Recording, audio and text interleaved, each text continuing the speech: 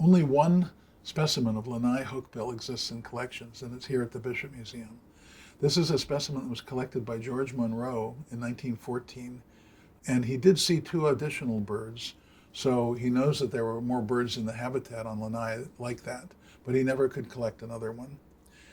For a long time, the question was, is this a unique species, the Lānaʻi hookbill, or is this something that is what they used to call a sport or a mutant variety of another species called the o'u, or is it a hybrid of perhaps an o'u with something else, like a kiwikiu or Maui parrotbill?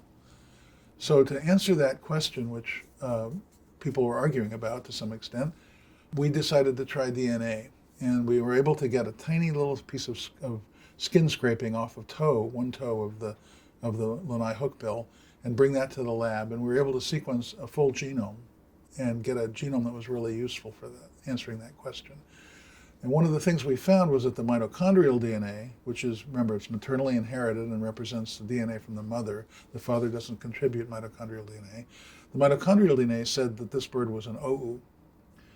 So its mother was an o'u. But the nuclear DNA, the whole genome DNA, didn't say that. What it said is, oh yeah, that's a lot of o'u in here, a lot of o'u genes, but there's something else in here that's probably about equally present. And so it looks like this was a hybrid between an o'u and something else. The other did not match anything else we had a genome for. So we think that it might be an extinct species that we don't have any evidence for existing. We think this might be an extinct species from Lānaʻi. Maybe it is the hookbill, so maybe the male hookbill mated with a female o'u and produced a hybrid offspring.